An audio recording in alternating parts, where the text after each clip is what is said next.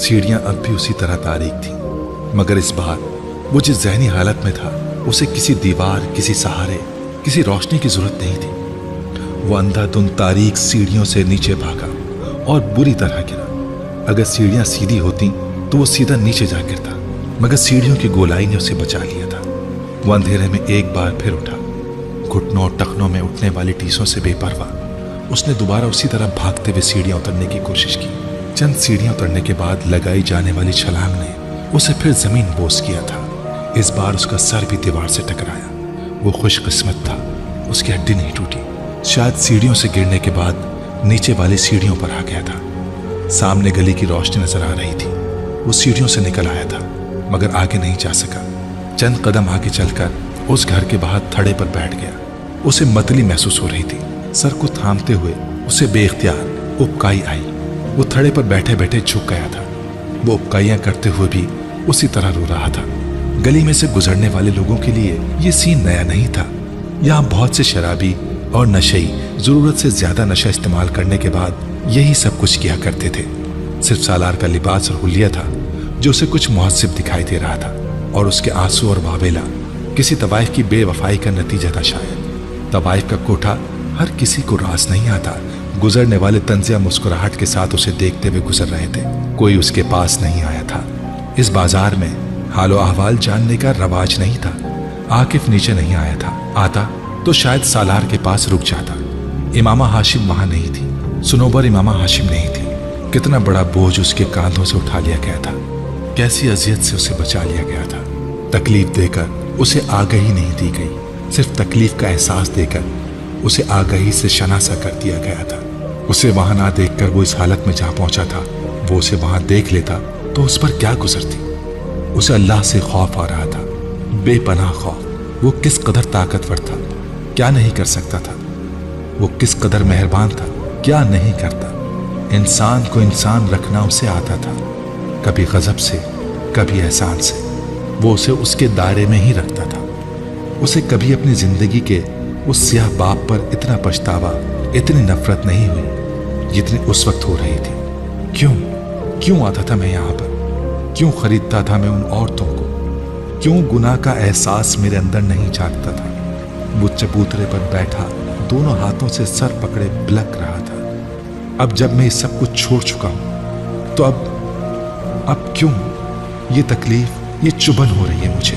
मैं जानता हूं मुझे अपने हर अमल के लिए जवाबदेह होना है, मगर ये हिसाब यहाँ इस तरह ना ले। जिस औरत से मैं मोहब्बत करता हूं उसे कभी बाजार में ना फेंक। वो रोते हुए रुका। कौन सा इंकिशाफ कहाँ हो रहा था? मोहब्बत। वो गली से गुजरते लोगों को देखते हुए बेयकीनी से बड़बड़ाया, क्या मैं उससे मोहब्बत करता हूं? कोई लहर उसके सर से पैरों तक गुजरी थी। क्या ये तकलीफ सिर्फ इसलिए हो रही है मुझे कि मैं उससे उसके चेहरे पर साए लहराए थे? क्या वो मेरा पछतावा नहीं, कुछ और है? उसे लगा वो वहां से कभी नहीं उठ पाएगा। तो ये पछतावा नहीं, मोहब्बत है जिसके पीछे मैं भागता फिर रहा हूं। उसे अपना जिस्म रेत का बना हुआ लगा। इमामा फांस नहीं है, रोग है।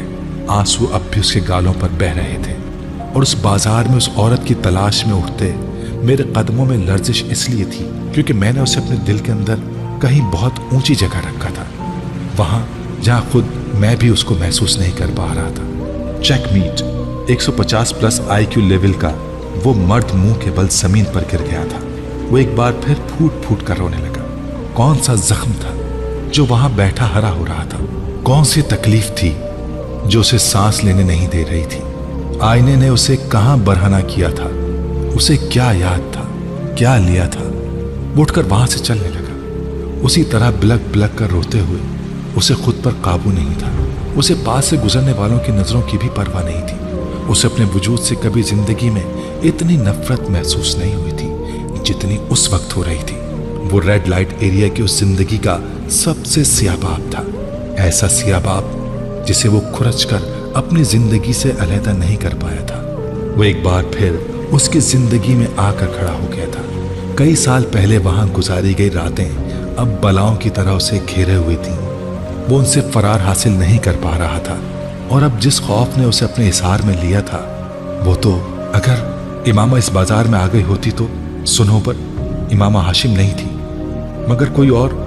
उसके सर में दर्द की एक लहर उठी। मिग्रेन अब शिद्दत इख्तियार करता जा रहा था।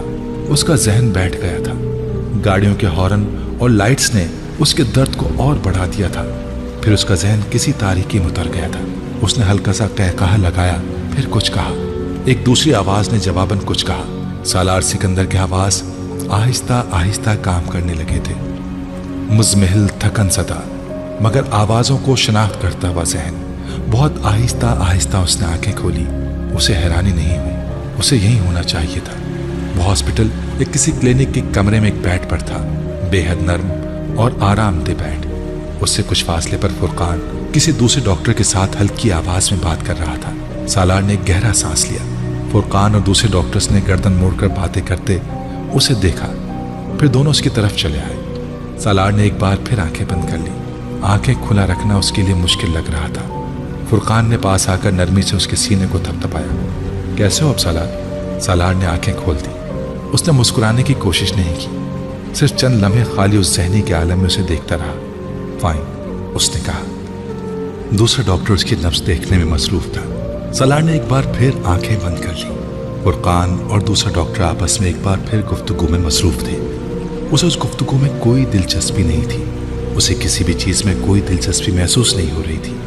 बाकी सब कुछ वैसा ही था। एहसास जुर्म, पछतावा, Akif, Sunobar, Imama, red light area, सब कुछ वैसा ही था। उसका दिल चाहा काश वो अभी होश में ना आता। तो सालार साहब, अब कुछ तफसीलन गुफ्तगू हो जाए आपके साथ। उसने फुरकान की आवाज पर आंखें खोल दी। वो उसके बेड के बिल्कुल करीब एक स्टूल पर बैठा हुआ था। दूसरा डॉक्टर बाहर जा चुका था। सालार ने अपनी टांगों को समेटने की कोशिश की। उसके मुंह से कराह निकली। उसके टखने और घुटनों में शदीद दर्द हो रहा था। उसकी टांगों पर कंबल था। वो उन्हें नहीं देख सकता, मगर उसको अंदाजा था कि उसके टखने और घुटने पर कुछ लिपटा हुआ था। वो अपने कपड़ों में भी नहीं था, बल्कि मरीजों के मखसूस लिबास में था। क्या हुआ है? सालार ने बेइख्तियार कराह कर टांग सीधी करते हुए कहा। स्प्रेंड एंकल, दोनों घुटनों और काफ पर कुछ खराशें और सूजन, मगर खुशकिस्मती से कोई फ्रैक्चर नहीं। बाजुओं और कोहनियों पर भी कुछ ब्रूजेस, खुशकिस्मती से फिर कोई फ्रैक्चर नहीं। सर के बाएं हिस्से में कुछ छोटा सा कट, थोड़ी सी ब्लीडिंग, मगर सिटी स्कैन के मुताबिक कोई सीरियस इंजरी नहीं। सीने पर भी रगड़ की वजह से मामूली खराशें। जहां तक तुम्हारे सवाल का ताल्लुक है कि क्या हुआ है, तो ये तुम बताओ कि क्या हुआ है। फुरकान किसी माहिर डॉक्टर की तरह बात करते हुए बोला। सालार चुपचाप उसे देखता रहा। मैं पहले समझता रहा कि मिग्रेन का अटैक इतना शदीद था कि तुम बेहोश हो गए, मगर बाद में तुम्हारा चेकअप करने पर मुझे अंदाजा हुआ कि ऐसा नहीं था। क्या किसी ने हमला किया था तुम पर? वो अब संजीदा था। सालार ने गहरा सांस लेते हुए सर को झुकाया। तुम मुझ तक कैसे पहुंचे? बल्कि मैं यहाँ कैसे पहुंचा? मैं तुम्हारे मोबाइल पर कॉल कर रहा था और तुम्हारे बजाय किसी आदमी ने वो कॉल रिसीव की।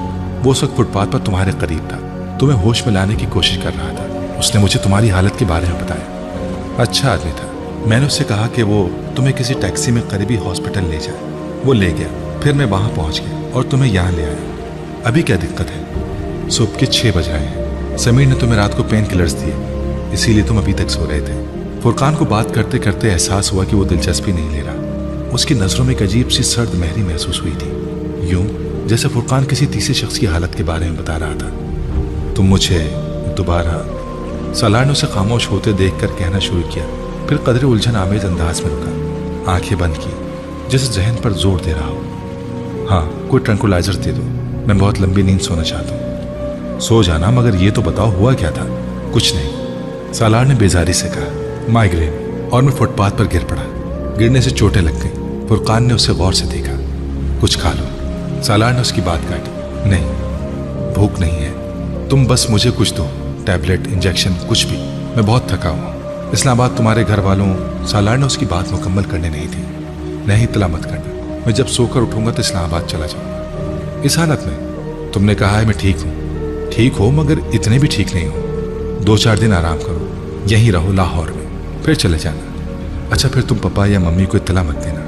फुरकान ने कुछ उलझे हुए अंदाज में उसे देखा। उसके माथे पर चंद बल आ गए। अच्छा, और कुछ? ट्रंकुलाइज। फुरकान उसे सोचते हुए देखने लगा। मैं रहूं तुम्हारे पास? फायदा, मैं तो अभी सो जाऊंगा। तुम जाओ, मैं उठूंगा तो तुम्हें कॉल करूंगा।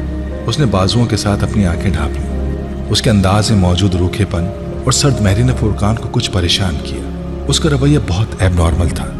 मैं समीर से बात करता हूँ, मगर ट्रंकुलाइजर चाहिए तो पहले तुम्हें कुछ खाना होगा। फुरकान ने उठते हुए दो टोक अंदाज में कहा। सालार ने आंखों से बाजू नहीं हटाया। दोबारा उसकी आंख जिस वक्त खुली उस वक्त शाम हो रही थी। कमरा खाली था, उसके पास कोई भी नहीं था। जिस्मानी तौर पर सुबह से ज्यादा थकावट महसूस कर रहा था। अपनी टांगों से कंबल परे हटाकर उसने लेटे लेटे बाएं टखने और घुटनों में उठती टीसों को नजरअंदाज करते हुए टांगों को सुकेड़ लिया। उसे अपने अंदर एक अजीब सी घुटन महसूस हो रही थी, इतनी घुटन जैसे किसी ने उसके सीने को जकड़ लिया हो। वो उसी तरह लेटे लेटे छत को घूर रहा था। फिर जैसे उसे कोई ख्याल आया।